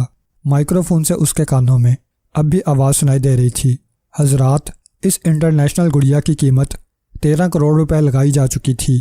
آج کے بعد اس گڑیا کو عام فروخت کے لیے پیش کر دیا جائے گا۔ مگر عمران نے اس بکواس پر کان نہیں دھرے۔ وہ خاموشی سے راستہ طے کرتا رہا۔ اس وقت رات کے 11 بجے تھے۔ لیو کارٹ فن کے تمام ساتھی اپنے اپنے کاموں میں لگے ہوئے تھے۔ عمران کا کہیں پتہ نہیں تھا۔ سیکرٹ سروس کا دوسرا کوئی ممبر بھی نمائش میں موجود نہ تھا، بلکہ ان کو X2 کی سختی کے ساتھ ہدایت تھی کہ دانش منزل میں جمع رہیں۔ 1 گھنٹہ اور گزر گیا۔ اب رات کے 12 بج رہے تھے اور گڑیا والے سٹال پر بہت بھیڑ بھاڑ نظر آ رہی تھی۔ دفتن پوری نمائش کی لائٹ اڑ گئی تھی۔ ایسا معلوم ہوا جیسے لوگوں نے ایک دوسرے پر فائرنگ شروع کر دی ہو۔ بے تحاشا گولیاں چلنے کی آواز سنائی دے رہی تھی۔ لوگ بری طرح بدحواس ہو گئے۔ جس کا جدھر سینگ سمایا بھاگ نکلا۔ حد یہ کہ گڑیا کا نیلام کا سیکرٹری بھی اپنی جان بچانے کے لیے بھاگ گیا تھا۔ اس کو گڑیا کی اتنی زیادہ فکر نہیں تھی۔ وہ انشورڈ تھی۔ اگر چوری ہو جاتی تو انشورنس کمپنی خود رقم بھرتی۔ کم از کم وہ رقم تو مل ہی جاتی جس کی بولی لگ چکی تھی۔ گپ اندھیرا اور اس پر فائرنگ نے لوگوں کے دماغ میں ہلچل سی مچا دی۔ مسلح محافظ پولیس والوں نے گشت شروع کر دی تھی، مگر ان لوگوں کو جلد ہی اندازہ ہو گیا کہ اس بلوے پر قابو پانا آسان نہ ہوگا۔ یہ ایک سوچی سمجھی سازش تھی۔ ادھر لیو کارٹ فن کے ساتھی بڑی تیزی سے گڑیا کے گرد لپٹے ہوئے برقی تاروں کو کاٹنے میں لگے ہوئے تھے۔ اس سلسلے میں اوزاروں کا انتظام وہ پہلے ہی کر چکے تھے۔ ان لوگوں کو اس کام میں آدھے گھنٹے سے زیادہ وقت نہیں لگا تھا۔ آدھے گھنٹے میں وہ تار کاٹنے اور گڑیا کو لے جانے میں کامیاب ہو چکے تھے۔ اب نمائش میں لائٹ آن ہو چکی تھی۔ سب سے پہلے گڑیا فروخت کرنے والی پارٹی کے منتظمین اپنے سٹال میں آئے۔ گڑیا غائب تھی۔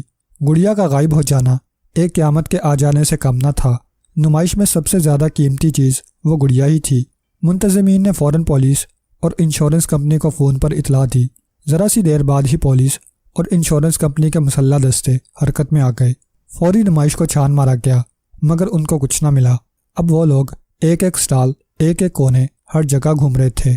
یہ کسی کے وہم و گمان میں بھی نہ تھا کہ اتنی جلدی گڑیا کو نمائش سے باہر لے جایا جا سکتا ہے۔ نمائش کا مرکزی گیٹ بند کر دیا گیا تھا۔ اب لوگوں کو ایک طرف کر کے ان کی تلاشی لی جا رہی تھی۔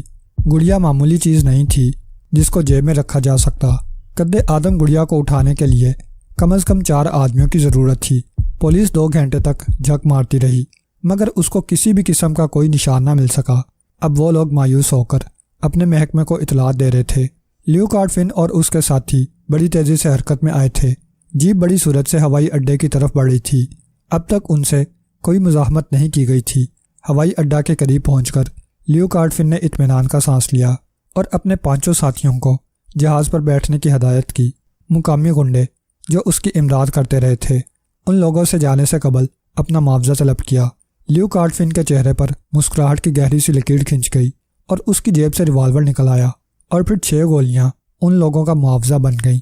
ان لوگوں کو شوٹ کرنے کے بعد لیو کارٹ فن جہاز پر سوار ہوا اور جہاز تیزی سے پرواز کرنے لگا۔ جیسے جیسے جہاز اور زمین کا فاصلہ بڑھتا جا رہا تھا، لیو کارٹ فن کے کہکے طویل ہوتے جا رہے تھے۔ واہ بیٹا عمران، جاسوسی چوہے، ہا ہا ہا، میں نہ کہتا تھا کہ میرے راستے میں حائل ہونے کی حماقت نہیں کرے گا۔ اب دنیا کی قیمتی چیز کا مالک میں ہوں۔ اب ہم لوگ کروڑ پتی ہو جائیں گے۔ اور عمران، ہا ہا ہا، جاسوسی چوہا، ہا ہا ہا۔ لیو کارٹ فن کی خوشی کا ٹھکانہ نہ تھا۔ وہ اس وقت اپنی کامیابی کے ذاب میں پھولا نہ سما رہا تھا۔ لیکن یہ کیا؟ لیو کارٹ فن نے محسوس کیا کہ جہاز کی رفتار آہستہ ہونے لگی۔ پائلٹ! لیو کارٹ فن پوری طاقت سے چیخا، لیکن اس کو فوراً ہی معلوم ہوا کہ ٹینکی میں پٹرول کم ہے۔ فالتو پٹرول جو پائلٹ کے پاس ہے وہ ٹینکی میں ڈالا جائے گا، اس لیے جہاز کی رفتار سست کی گئی ہے۔ لیو کارٹ فن نے ایک مرتبہ پھر فاتحانہ انداز سے اپنے ساتھیوں کی طرف دیکھا، پھر پائلٹ کی طرف دیکھ کر بولا، پائلٹ جلدی کرو، میں اس جگہ سے جلد از جلد نکل جانا چاہتا ہوں۔ بہت بہتر، پائلٹ نے جواب دیا۔ لیو کارڈفن کی توجہ پھر اپنے ساتھیوں کی طرف تھی۔ پھر لیو کارڈفن اور اس کے ساتھی اس وقت چونکے جب جہاز ایک جھٹکے کے ساتھ رک گیا۔ او مردود، یہ کیا کر رہا ہے؟ کیا تیرا معاوضہ تجھ کو میں نے ادا نہیں کیا ہے؟ تو جہاز روک کر میرے لیے کوئی نئی مصیبت کھڑی کرنا چاہتا ہے؟ لیو کارڈفن نے غصے سے بے قابو ہو کر کہا۔ اس کے منہ سے جھاگ چھوٹنے لگے تھے۔ نو سر، پائلٹ نے اچانک گھوم کر اپنے ریوالور کا رخ اس کی طرف کرتے ہوئے کہا۔ میں مصیبتوں کی دیوار کھڑی کرنا نہیں چاہتا، میرا فرض مصیبتوں سے چھٹکارا دلانا ہے۔ کیا مطلب؟ لیو کارڈفن بدحواسی کے عالم میں بولا۔ اس سے قبل کہ لیو کارڈفن یا اس کے ساتھی پائلٹ پر، جو کہ عمران تھا، حملہ کرتے، ایک بھنچال سا آ گیا۔ لیو کارڈفن بجلی کسی تیزی سے جہاز سے باہر نکلا، لیکن اسے اپنے فرار ہونے کے امکانات نظر نہیں آئے۔ اس کو اپنے ہر طرف باوردی پولیس مینوں کا ایک بھاری ہجوم نظر آیا۔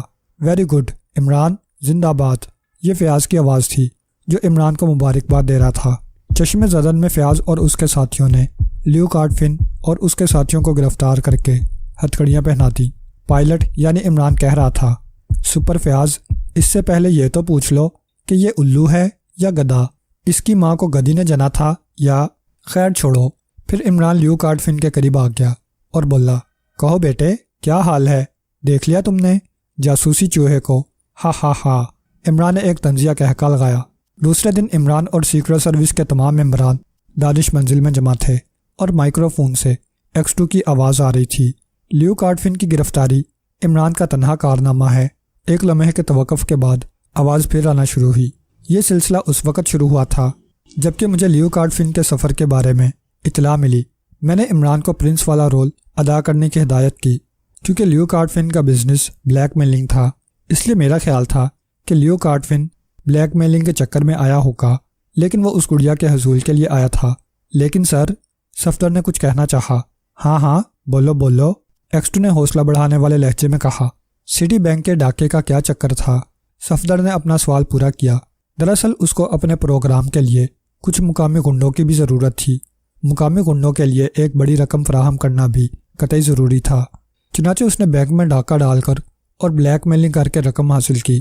اس کے علاوہ اس کی وجہ اور بھی تھی کہ وہ مقامی پولیس کو ہراساں کرنا چاہتا تھا۔ تم یہ کہہ سکتے ہو کہ بینک کو لوٹنا آسان کام نہیں ہے۔ اس کا مطلب تھا کہ اس قسم کے ڈاکے کے بعد پولیس کی پوری توجہ ڈاکہ ڈالنے والوں کی طرف لگی رہے گی اور لیو کارڈفن کی طرف کسی کا خیال بھی نہ جائے گا۔ ایک لمحہ توقف کے بعد X2 پھر بولا۔ عمران پرنس کا رول ادا کرتا رہا۔ اس دوران لیو کارڈفن کی ساتھی سوشیلا پورشیا بن کر عمران سے والہانہ محبت کرنے لگی۔ اس محبت کا مقصد یہ تھا کہ عمران کو بلیک میل کر کے رقم انٹھی جائے، لیکن پھر ان کو اس بات کا جلد ہی اندازہ ہو گیا کہ وہ اپنے مقصد میں کامیاب نہ ہو سکیں گے۔ اس پرنس سے انہیں کچھ بھی حاصل نہ ہو سکے گا کیونکہ انہیں یہ بات معلوم ہو گئی تھی کہ وہ اصل پرنس نہیں ہے بلکہ نقلی پرنس ہے، اور یہ نقلی پرنس عمران کے علاوہ دوسرا کوئی نہیں۔ ٹویوٹا کا طریقہ کار یہ تھا کہ وہ مقامی گنڈوں سے کام لیتا تھا، اس لیے لیو کارڈفن نے بھی اسی طریقے کو اپنایا تھا۔ اس سلسلے میں صفدر کو ایک منجے ہوئے گنڈے اور جواری کا رول ادا کرنا پڑا۔ اس سلسلے میں صفدر لیو کارڈفن کی رہائش گاہ تک پہنچ گیا، لیکن مقصد ابھی تک تاریکی میں تھا۔ ایک روز عمران ان لوگوں کی گفتگو سن لینے میں کامیاب ہو گیا۔ ایک لمحہ کی خاموشی کے بعد X2 کی آواز پھر ابھری۔ یہاں پر ایک بات قابل ذکر ہے کہ وہ عمران سے بہت زیادہ خوفزدہ تھے۔ لیو کارڈفن نے اپنے ساتھیوں کو خاص طور پر ہدایت کر رکھی تھی کہ وہ عمران سے الجھنے کی حماقت نہ کریں۔ اگر کسی نے ایسا کیا تو ہم سب اس کی زد سے بچ کر نہیں جا سکیں گے۔ اس لیے اس نے اپنے ساتھیوں کو الگ رکھ کر صفدر، جو مقامی گنڈے اور جواری کے رول میں تھا، کی خدمات حاصل کی۔ سر، جولیا نے سوال کیا، لاش پر جو الو کا نشان بنا ہوا تھا، اس کا بھی تو کوئی خاص مطلب ہوگا؟ ہاں، وہ الو دراصل ٹویوٹا کے گروہ کا مخصوص ٹریڈ مارک ہے۔ ٹویوٹا کے بعد اس گروہ کے سربراہ کے پاس ایک انگوٹھی ہوتی ہے جس پر الو کا نشان کندہ ہوتا ہے، جو کہ گھونسا مارنے کے ساتھ ہی کسی مہر کی طرح جبڑے پر ثبت ہو جاتی تھی۔ ٹویوٹا کا طریقہ کار یہ تھا کہ وہ اپنے گروہ میں کسی کو شامل کرنے سے قبل مخصوص الفاظ، میں الو ہوں، مجھے ایک گدھی نے جنا تھا اور میرا باپ الو تھا، کے الفاظ رٹایا کرتا تھا، مگر اس کا طریقہ کار اس قدر نفسیاتی ہوتا تھا کہ گنڈے یا اس کے ساتھی اس سے خوفزدہ ہو جاتے تھے۔ مگر لیو کارڈفن اتنا ذہین نہیں تھا۔ وہ ان الفاظ کو اچھی طرح ادا نہیں کر سکتا تھا۔ بہرحال میں کہہ رہا تھا کہ عمران نے اس کا پلان سمجھ لیا۔ اب وہ نمائش میں آیا تاکہ حالات کا جائزہ لے سکے، پھر وہاں سے ایئرپورٹ پر پہنچ گیا اور پائلٹ کو بے ہوش کر کے اس کی جگہ سنبھال لی۔ دراصل عمران کو جہاز شناخت کرنے میں کافی دقت ہوئی تھی، مگر چونکہ فلائٹ افسر عمران کا واقف کار تھا، اس سے مل کر وہ جہاز کا پتہ لگانے میں کامیاب ہو گیا۔ فلائٹ افسر کو بھی حقیقت کا علم نہیں تھا۔ عمران نے اس کو حالات سے باخبر کیا اور ایک محب وطن ہونے کی حیثیت سے اس نے پوری طرح امداد کی۔ ادھر میں چونکہ عمران کے پروگرام سے واقف تھا، اس لیے میں نے عمران کو ہدایت کر دی تھی کہ جہاز کو سیکنڈ ایئرپورٹ پر اتارے۔ ادھر سپر فیاض کو مطلع کر دیا گیا تھا کہ گڑیا کی چوری ہونے والی ہے اور مجرم ایئرپورٹ پر ملیں گے۔ فیاض پوری تیاری سے وہاں پہنچ گیا تھا اور اس کے آدمی سیکنڈ ایئرپورٹ پر چھپ گئے تھے۔ جہاز کے اترنے کے ساتھ ہی انہوں نے سب کو گرفتار کر لیا۔ اگرچہ اکیلے مجرموں کو گرفتار کرنا ایک خطرناک کام تھا، مگر میں عمران کی ضدی طبیعت کی وجہ سے اس کو روک نہ سکا۔ بہرحال جاپان کا سب سے بڑا لٹیرا اور بلیک میلر اب آہنی سلاخوں کے پیچھے پہنچ چکا ہے۔ مائکرو فون پر خاموشی چھا گئی۔ سب لوگ عمران کو دیکھ رہے تھے جو کہ کرسی پر پڑا خراٹے نشر کر رہا تھا۔ صفدر نے اس کو جھنجھوڑ کر اٹھایا اور عمران چونک کر بولا، ارے فلم ختم ہو گئی؟ آخری شو دیکھنا بھی ایک مصیبت ہے عمران صاحب۔ ہم لوگ فلم نہیں دیکھ رہے بلکہ دانش منزل میں ہیں۔ ارے نہیں، عمران بوکھلا کر بولا اور آنکھیں پھاڑ پھاڑ کر مائکرو فون کو گھورنے لگا۔ سب لوگوں کے چہروں پر مسکراہٹ کی ایک گہری لکیر تھی۔ غالباً عمران کے تنہا کارنامہ انجام دینے کی خوشی کا یہ بھی ایک اظہار تھا۔ عمران مائکرو فون سے نظریں ہٹانے کے بعد بار بار ان کی شکلیں دیکھنے لگا، جیسے اس کی سمجھ میں کچھ نہ آیا ہو۔